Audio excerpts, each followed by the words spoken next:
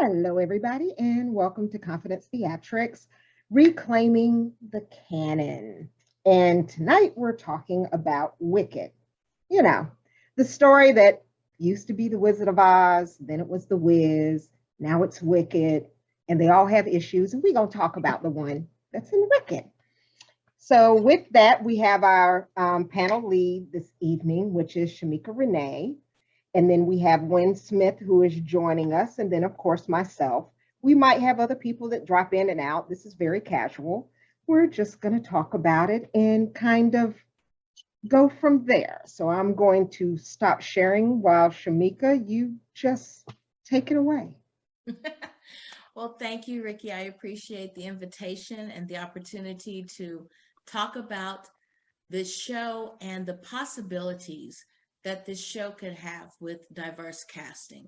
And some people may see diverse casting as strictly, oh, she's talking about casting a Black person as Elphaba. Not necessarily.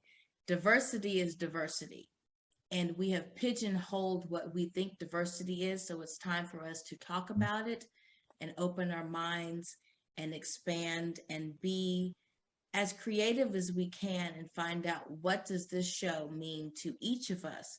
And for those of you who may be joining us late, hopefully you'll be able to take what we have said during this conversation and re-examine Wicked for yourself and see what does the show and the various characters mean to you.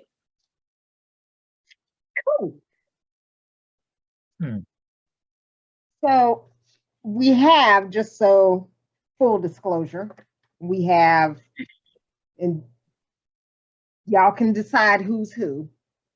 So for those watching, we have someone that's seen the show, someone that is going to see the show, and someone who's never seen the show. So imagine those three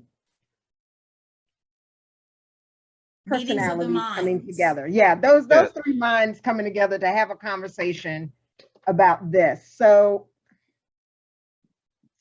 I'm just going to ask the first odd question or make the first statement. So in doing my kind of little backup, one of the things that I found out about Elphaba, which bothered me when I read it, because Elphaba is the Wicked Witch of the West.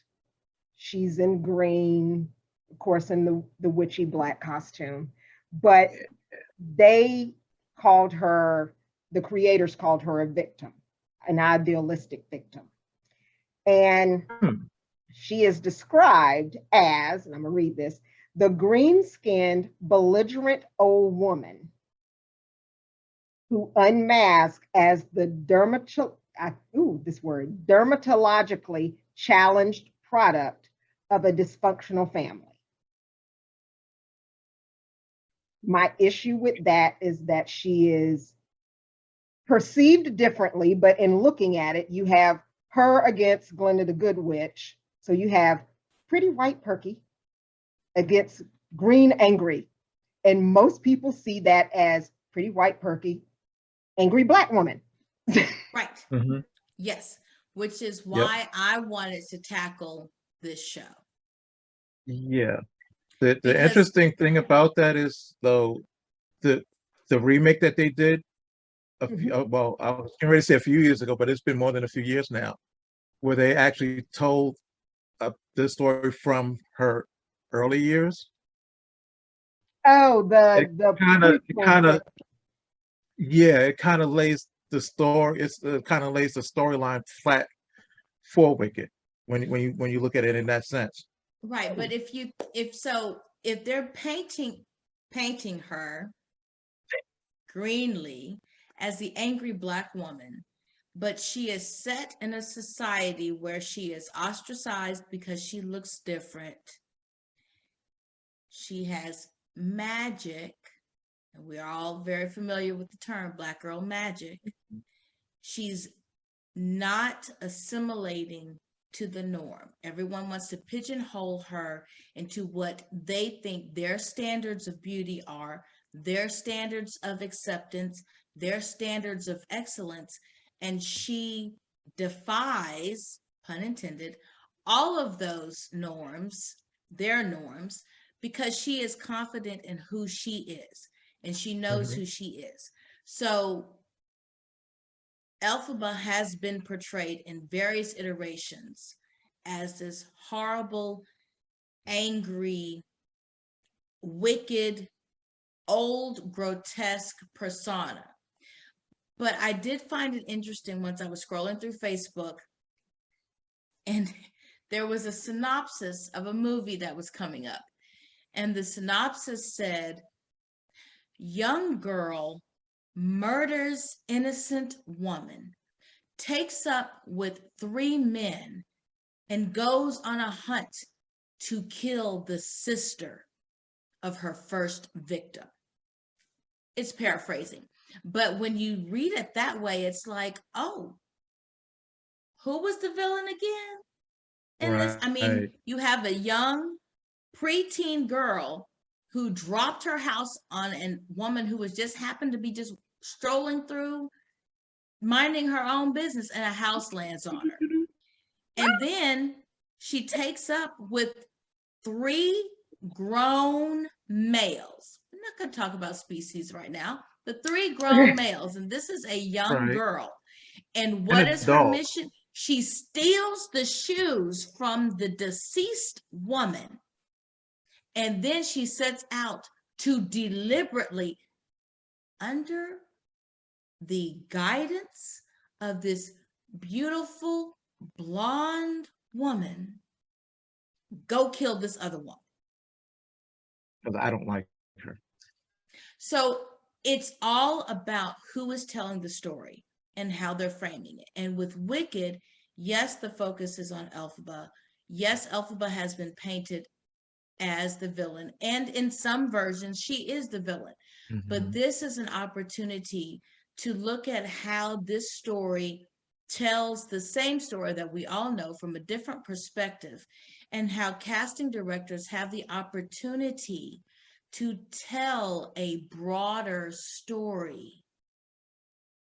Yes, this person is painted green, so that makes it anybody that could be ostracized in society, anybody that is not the societal norm or the assimilation or the societal version of beauty. This person could be cast as any BIPOC cisgendered female, BIPOC cisgendered male, trans woman, trans man. I mean, Alex Newell would kill as Elphaba. Yes. Yeah. Yes, Alex Newell would. And I did my makeup in honor of Elphaba to show that it doesn't matter the size of your theater, it doesn't matter the caliber or the experience of your actors or your tech crew. You can tell this story beautifully and honorably and respectfully with someone just doing slight tinges of green to their makeup, even if you don't have the ability to do the full out Broadway style production. This at its heart is a story of someone who was ostracized from their family, ostracized in society, and treated to feel like they didn't belong and they were bad because they looked, thought, and acted differently. All right, devil's advocate, because I'm good for that.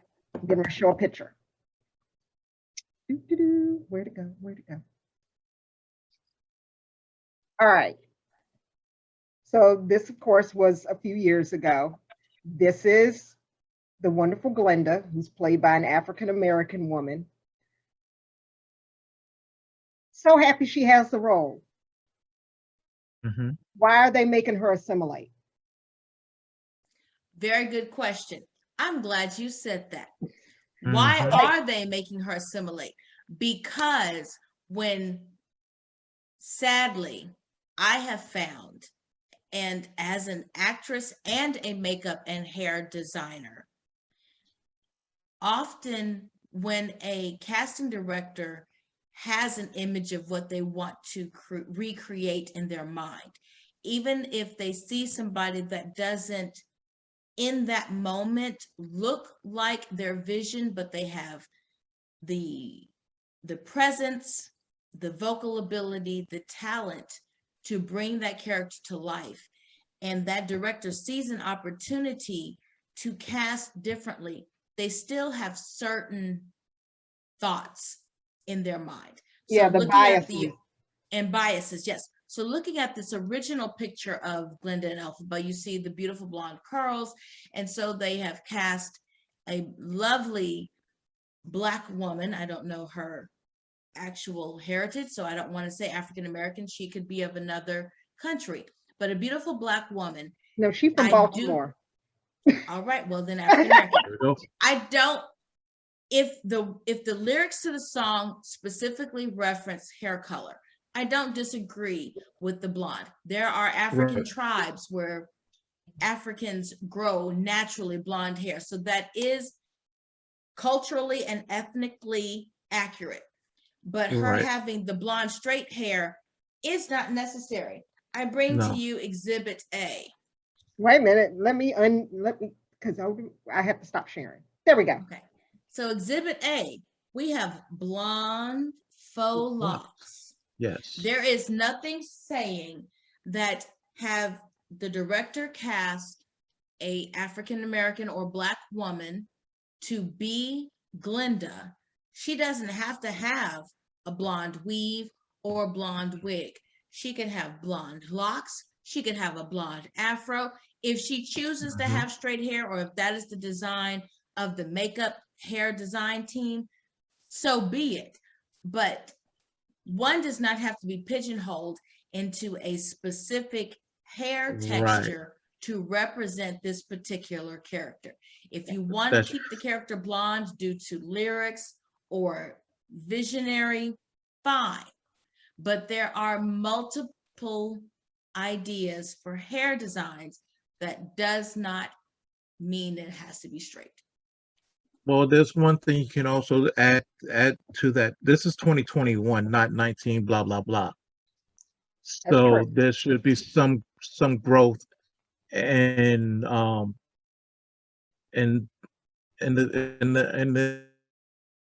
I should say in the directing and costume design. Well, some of the issue is that while people are working hard to think outside of the box and cast outside of the box, or the box that they have grown up in and thought this is what it's supposed to be, they only go one step out of the box. They don't blow the box up. And it's time for us to blow the box up. I blow the box up every time. Blow the box up. I mean, you could have a trans man Glenda with fiery blonde hair. Yep. It doesn't matter who the person is, as long as they bring authenticity to the role, honesty, truth, and talent. It doesn't matter what they look like. And designers need to stop looking at solely the source material, and they need to broaden their horizons. Whenever I do hair and makeup for a show, yes, I talk to the director to see what the vision is. I also talk to my actors because I want to make sure that the designs that we have come up with, or the designs that I have come up with, makes them comfortable. If I design something that is not going to make my actor feel like they look their best on stage, whether they're supposed to be the most haggard, horrible looking villain or the most quintessential queen, I want them to feel that they are in a costume or a hair and makeup design that will allow them to be comfortable on stage to bring that character to its honest truth. And if I design something that makes them feel like they are not being true to who they naturally are, and they don't feel that they will be able to present their best performance because they feel humiliated by the design, then I listen to my actor. And some people may not ascribe to that, but I do, because I feel if a performer feels that they look good and they're happy with how they look, they're going to perform well. Mhm. And since you touched on the costume design, and that's something that I do, uh, that's an area where costume designers need to stop being yes sir, no sir, yes ma'am, no ma'am, and say, well, how about we do it this way to bring it up to this time, or how about we add these accents to change it up so that we're not looking at a 2021 show, but it looks like she's in the 50s. Yeah. Meanwhile, the language that we're using in the is 2021 language, I which remember I've seen one happen. time that I was involved with a show. It was a different version of The Wiz. And I had this idea that I wanted to do a steampunk version. And I didn't know what the director had in mind. I didn't know what the producers had in mind. But when we went to our first meeting, I presented what I had in mind. And I said, this is what I was thinking about. Not trying to sway anybody, but just this is what was in my mind when I was asked to participate. And the director looked at my sketches and said, now, what is this? And I said, well, it's called steampunk. And the director said, I love it.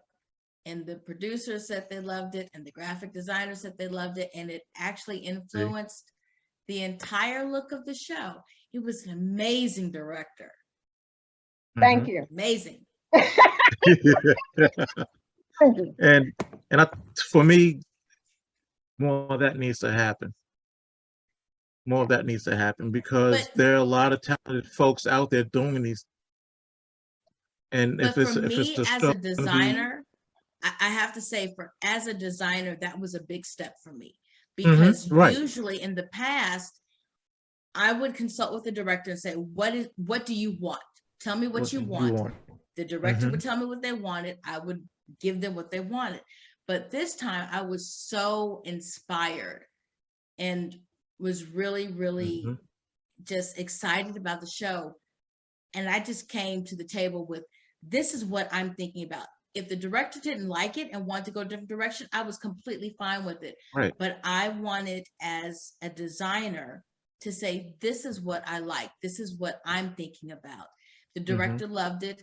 And even opening night of the show, because I tend to be very eccentric, I was changing the designs, and the director walked in and said, oh, so you're going to change the design on me on opening night? And I said, yes, I am. And the director said, you better make it work. I won an award for that, so I think I made it work. And she hasn't fired me yet. Yeah. So I'm gonna ask an odd question. So we know costuming and hair is always an issue, because either they don't know how to dress whoever it is that they're doing, or as far as hair, it's all based on what we're calling white American theater. Oh, here's Dr. Garcon. So with that thought in mind, if you were to cast Wicked, I mean, I think it's one of those shows where you can cast it just about any way and get the same story, same feeling. And again, it's like you said, Shamika, it's based on the emphasis that the director is putting on, like what message, what viewpoint are we telling it from? So with a show that allows this to be so widely cast, why is it not widely cast? It's probably one of the easiest ones to do. It's so easy that I think it paralyzes directors. They have in their brain, from what I've seen, 1939 Judy Garland version of The Wizard of Oz. And they can't break from that. And if they do slightly break from it, They're inspired by the 78 version, I believe it's 78, don't quote me, I could be wrong, of The Wiz with Diana Ross and Michael Jackson. And those are the two most prominent versions that they have, especially if they haven't had the chance to see it on stage, on Broadway, or even off Broadway. And what I want to inspire from this conversation is that Wicked at its core is a story of a person who has been ostracized from mainstream society because they are different. It doesn't matter why they are different. It doesn't matter how they are different. It could be somebody who is a different race, someone who is on the spectrum, someone who is trans, someone who is homosexual, someone who is pansexual or asexual or disabled. It is at its core the story of someone who is different. Can you imagine Elphaba cast as a disabled trans man in a wheelchair? And if that theater or movie or animated version could find a way to, in that pivotal moment of defying gravity, you see a trans man in a wheelchair flying over Oz. How many people will that Dr. speak Garcon to? giggling over there now. He was like, wait a minute, flying through the air. But how many people will that speak to? That can happen. CGI and is it a should wonderful happen. thing. The point is finding the directors, the theaters, the movie studio, the animation studio that is willing to put that vision before audiences. Yeah. And that's actually, and I'm going to go to Marvel with this because that they do with Professor X all the time. And over the years, they've actually upgraded his wheelchair. Even though he's a man who uses his mind for a lot of things, they've upgraded his wheelchair so that he can do that much more. So it's interesting you bring up Professor X, because by him being a mutant, why has he not telepathically created a way for him to walk? Because he chooses to use his mind in other ways to help other people. Elphaba chooses to use her magic to help other people. This is a story that shows who she is, not how others have perceived her. The angry woman, the angry stranger. Yeah, I'm gonna throw not a wrench, throw a bone in here. Okay. What if, and I'm just thinking, if I had to cast this just kind of out there, Ali Stroker, who won for Oklahoma, the first actress in a wheelchair that won for Oklahoma, she was the lead. She could be someone that could play Elphaba. She could also play Glenda. Totally. Listen, it does, as long as the theater has the budget and the creativity to make it happen, to safely protect their actors. I would love to see a beautiful Glenda or Glenn in a wheelchair descending from a bubble. Full of glitter. Listen, glitter is everything. I know the crew doesn't like it. They have to clean it up. It's all about the glitter. The Jetsons. It's doable. That's the this is getting back to what you both were just saying a few moments ago. Directors and theaters are nervous about breaking what they see as the standard, so they don't want to step outside of that bubble. But I mean, all of this stuff is doable. Technology is a wonderful thing. Yeah, but I also think it's not, and I'm going to give a different mindset, and Doctor, you can chime in here because I think you can kind of understand this. A lot of it, especially when we're talking on the community theater level or even regional professional levels, it's not the directors, It's those subscribers, those people that come to see those shows. The patrons, yeah. Yes, if the patrons don't want to see anything different, like I'm used to Judy Garland doing it, or I'm used to The Wiz, you throw anything else in there different, oh, it's an issue.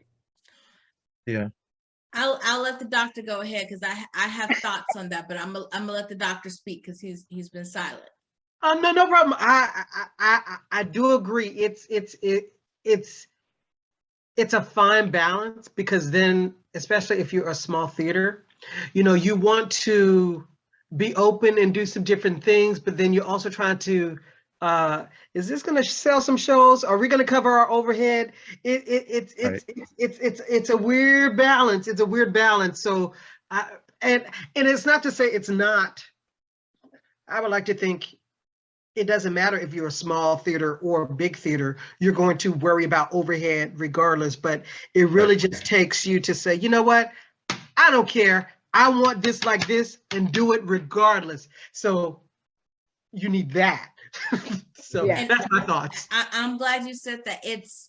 I find it interesting. I've had a few conversations with some theaters and other organizations recently where they expressed that very concern. What if our patrons or our benefactors, our donors don't agree with this, don't like it, they want to pull their money? Sometimes you just got to make them mad.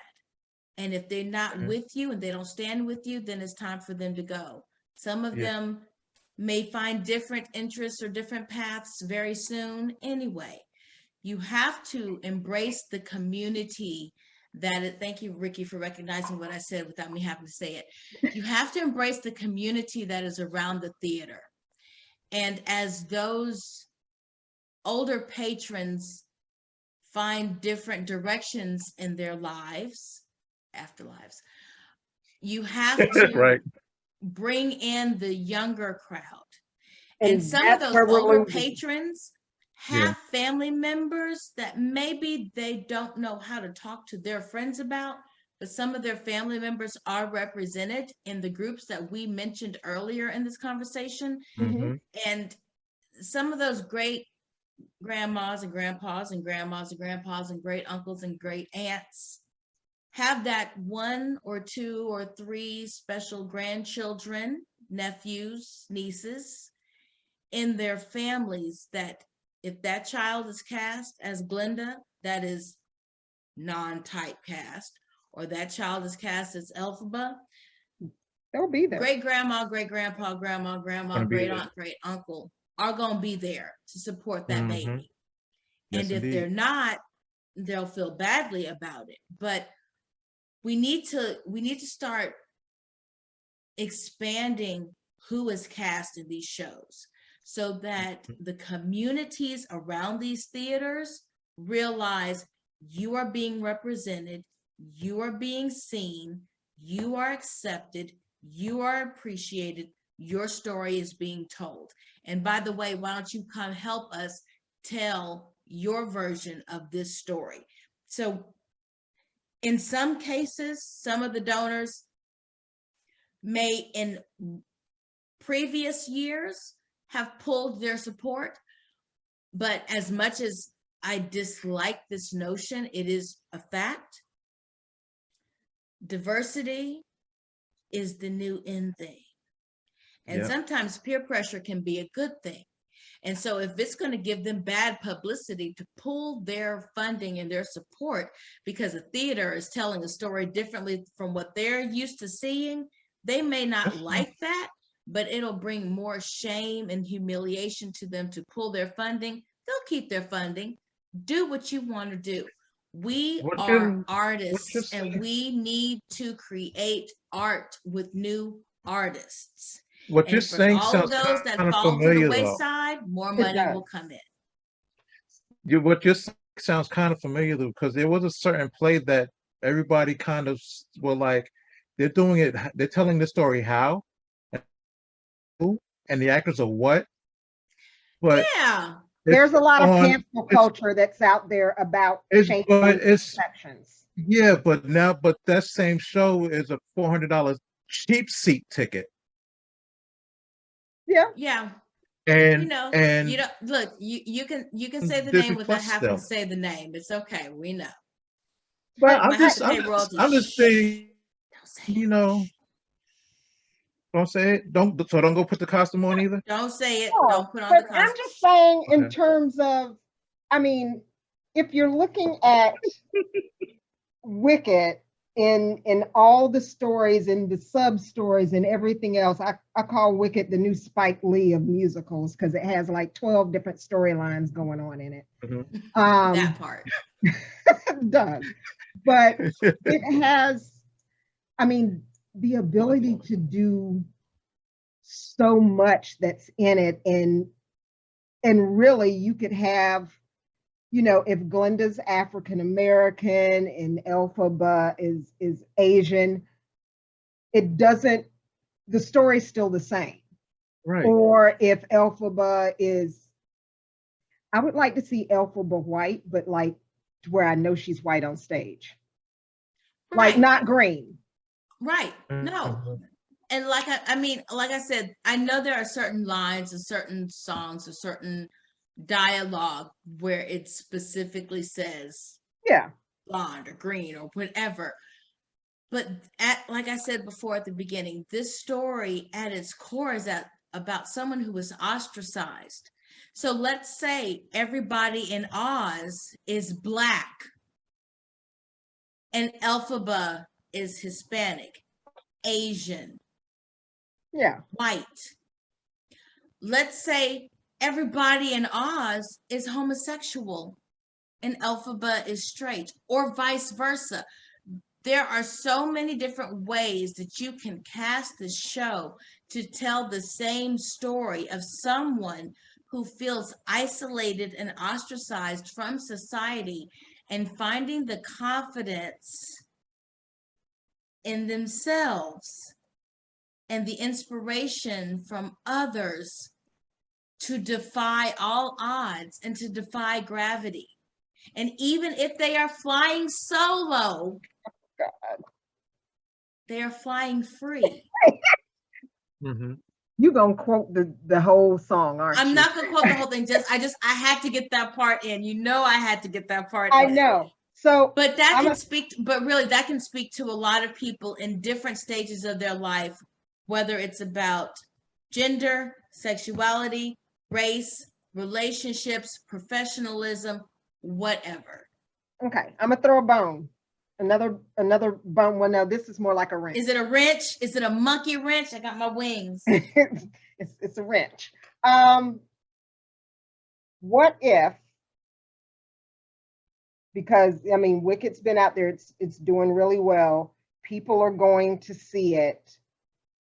Some people are getting the message, but could it be that because of the way that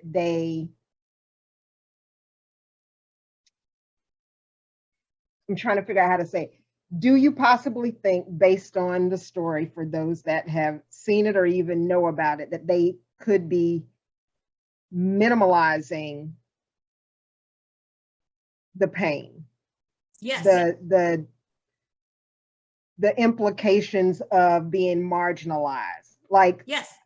I get diversity, I get the need for it, but I'm wondering if Wicked glosses over it a little bit too much and makes it palatable for everyone that, oh, this is just fine. Of course they do. And it's done by the way it's cast and the way that the villain, who's not the villain in this particular version, she's painted green. So she represents everybody but nobody at the same time. There are going to be people who are going to come see the show, do the show, be in the show, who will never get the true meaning. But if it is cast correctly or cast unconventionally from what theater normally wants to cast it as, if the story is told authentically and honestly, as long as one person is touched, that one young person who may be on the spectrum who felt like nobody saw them and they felt that they could fly and be themselves but excel then that was the person that we wanted to reach and we wanted to touch. You're not going to change everybody's mind. There are going to be some people who are traditionalists and loyalists who are just like, no, it has to be this way. And for them, I'm so sorry for them. They can go listen to the old cast recordings. Yes.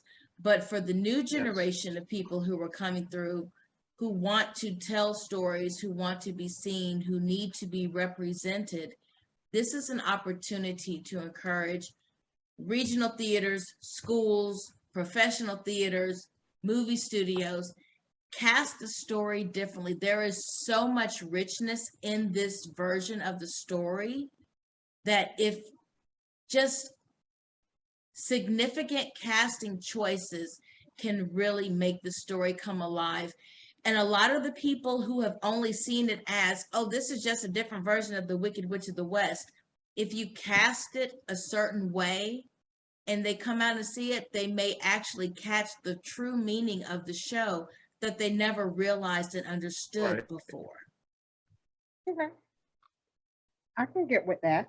So there is, of course, they're trying to now cast the Wicked movie. Which they've been trying to do since 2016, but then like all kinds of things. Well, also because they keep running into issues of who can be what. I mean, when you start getting into, I mean, they just redid Cinderella, and people had issues with that because it went too far left from what they were accustomed to. Then there was In the Heights, which they had issues with that because they didn't have the right ones represented in the right space. So I've seen just through. I would love to see like Laverne Cox's Elphaba. I'm just gonna throw that out there right there. I'm sorry. No, but they're having so many issues with the issues of who's going to be accepted, and the audience believe that they can be those characters. But you know what though? They need to stop that and they need to just cast who is best, because 10 years ago, would we have seen a Black George Washington or a Black Thomas Jefferson? No. No. And now I have a hard time picturing the gentleman that is on the $1 bill because all I see is sorry. I'm just like, oh yeah. That wasn't really him. But they told the story. Because they told a story. And that show like reframed all of our brains and made us really think about, what if America had been founded by Black folks and nobody's asking that question, just us. Ain't nobody else asking that. Well, I asked the question. I'm just, I wish, but ain't nobody else asking that but us. I asked the question and I matter. I'm just saying. But 10 years ago, that question wouldn't have come out of my mouth. No. But what I also like is just the fact that because that happened, it's like, oh, you don't always have to do the norm in terms of casting. Oh, you can still pull it off. I remember going, I think it was a couple years ago, to the Annapolis Shakespeare Theater, and it was Macbeth, and the lead was the Black gentleman. I don't recall his name, but then but then the brother was white, so it was weird just trying to. But besides that point, they casted it, and he was phenomenal, and it was like, yes. So it's like, just do it, because if the whole idea, it's theater, it's entertainment, is to tell the story, then tell the darn story. That's exactly. Listen, I can speak from people personal forget to tell the story. I can speak from personal experience. I am a historical interpreter. When my son was in kindergarten, his teacher asked me, I told her I could portray any historical figure you would want me to portray. And she said, I will take you up on that. And I didn't believe her. And then a few weeks later, she asked me to portray Johnny Appleseed. Well, you said John Chapman, a white man who planted trees up and down the Eastern Seaboard. And I went to the elementary school for a bunch of kindergartners, and I stuck a pot on my head and explained to the children, John Chapman was a white man. I am clearly not one. But they appreciated that I told his story and I committed, and they loved the fact that I put an actual pot on my head. And for that 15 to 20 minutes, those children believed that I was Johnny Appleseed. It's a matter of stepping out on faith, being creative, and trusting your directorialship and trusting the actors that have been cast to tell the story. I was in a wonderful production of August Osage County where a brilliant director cast all BIPOC women, and the majority of their partners were all white men. And she created this beautiful family tree that when you look at it, if you've seen the movie or you're familiar with other versions of August Osage County, you're used to seeing the Westons as one way. But when you see how this brilliant director laid out this beautiful family tree of who she cast, it told a multi-layered story that transcended more than just Middle America. It became all of America. It became the entire world because she thought outside of the box and looked at the talent of the people who auditioned for her, and she took a chance, and it was a brilliant and beautiful production. That's also why she's not directing anymore. No one likes her. No, I'm just kidding. That is not true. She instills confidence in everyone who comes around her. Okay, so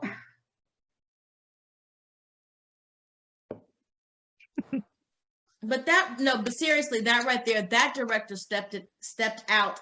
Okay, it was Ricky, but really, she stepped out and she trusted her instincts and she trusted the actors that she cast.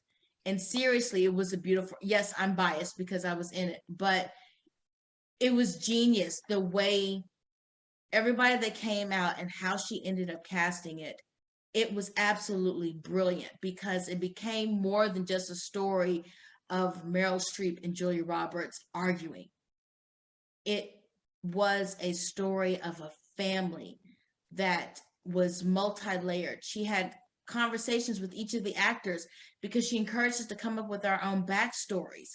And the dynamics of that show was able to touch on colorism, racism, sexism, drug abuse, just all of the facets that the original playwright and author meant, but with the way she cast it, it added additional layers. And that I use as an example of how a director can take Wicked and take the story that has been designed by the original writers and playwrights, and with the way that it's cast and blocked and performed, it can elevate a story that everybody knows and really make people leave the theater and feel, I saw something different that I didn't expect to see. I saw myself on stage. I saw a family member. I saw my friend. I saw my coworker. It can open their eyes to a broader conversation than they expect when they just think they're going to go see another version of The Wizard of Oz. So question, if this show were to be done in the area, just the DMV area today, regardless whether it's community theater or professional, do you think, we all know it can be cast diversely, but do you think they would? Do you think theater companies would cast it? I think the bigger ones are afraid to, especially after the year or so that we've had where all the theaters are trying to recoup money. I think it would take a smaller off-the-grid theater to do it differently. Yeah. It's one of those instances of, if you build it, they will come. but not all the time. Not all the Right. time. Not all the Because time. if I'm looking at it from this perspective. Just think about BIPOC actors. If someone says, if a theater company says, oh, we're doing Wicked, I'm not sure tons of BIPOC actors are going to come out the woodwork to go to a theater that has not been doing the work. Oh, to they do the won't, show. because they won't expect that they will get cast. Right. They're not, they'll think that they'll just get cast as ensemble, if anything at all. And it's the responsibility of the theaters to show the patrons, the audiences, the actors that they want to step outside of the box. And they have to find a lot of different ways to do that other than, and this, I'm just using this as an example because it's recent. It's like, don't just do fences thinking that you're doing BIPOC work. Right. Right. You have to cast Black folks for that. That's not doing the work. That's appeasing the masses. You have to step out and do something different, like A Christmas Carol, Wicked, Legally Blonde, and cast it differently. Can you imagine a drag queen being cast as Elphaba? Yes, I can. I But can there are too. some, yeah, And, I mean, and do a bang up job. But Yes. it's changing perceptions, which is, why we keep having these conversations, because I think a lot of people are really just scared to have the conversations and think outside of, the box that honestly we've kind of all been sitting in for years. It's a matter of people being afraid that they're not going to get the money to keep their lights on. And at some point, listen, all of us who do artistry seriously, primarily for a living, with the dreams and hopes of going beyond, we know there's going to be those lean times. It's pushing past that and finding the confidence to do what we know what we were created to do, to tell the stories that will touch the hearts of the audiences who weren't brave enough to get up on stage themselves and wish that they could, but need to see themselves on stage. It's a matter of bravery. It's a matter of taking that leap. I'm not going to quote the song, I promise. Please don't. I'm not. Okay. I'll cut you off. I know how to mute you. So one thing I wanted to add, I would just quickly say that now is really the best time to do it, because for the most part across the board, everybody's hurting. So if you think the first show you're going to knock it out the park, maybe not. So now is really the best time to test the waters. Yeah, and yeah. And that's one of the reasons, like, take the shows that take the money makers and do diverse. Flip them on his ear. Yeah, make it available. Are you going to have to reach out? I mean, so many theaters, have been saying, well, we decided to do this show and, the people of color didn't come out. I'm like, were you welcoming to people of color 2 years ago? Because if you weren't 2 years ago, why they don't show up now? But listen, I'm going to tell you this. If Wicked was put on in Southern Maryland and they said there was going to be a Black Elphaba and a Black Glenda, for all of the blue hair Sunday crew that ain't going to come, there's a whole lot of aunties and uncles who going to come in after the barbecue because they're going to see their baby on stage. That's true. That's true. And it's the same reason why, and it's a completely different show, but Little Mermaid has been done a lot lately. And a couple of places have done Ariel, and she was a person of color. However, I mean, Hallie coming up is helping that. But the person of color was passable. See, you listen. They're playing those for the long time, we only had the Wizard of Oz, right? Yeah. And then one day somebody was like, well, if we can't be in the Wizard of Oz, We're gonna we're create gonna our make own. our own, the Wiz. So if What people would don't want to Wicked be? cast us in Wicked, we can make Wick. Oh Lord, I can't with you. Not today. Not today, but you might tomorrow though.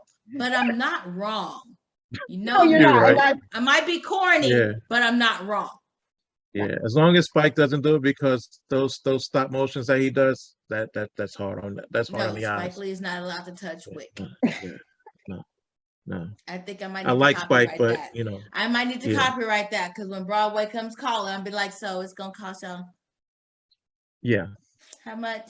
Y'all want Wick? But no, I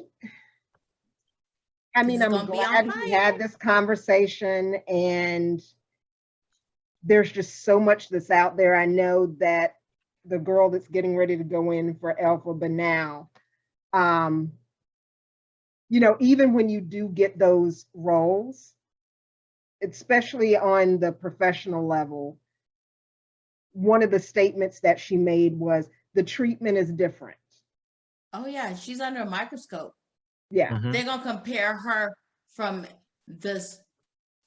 the most non-publicly known actor to Indina and Yeah. everybody in between, because she is going to be on a pedestal she didn't ask to be put on. She just wants to do the role.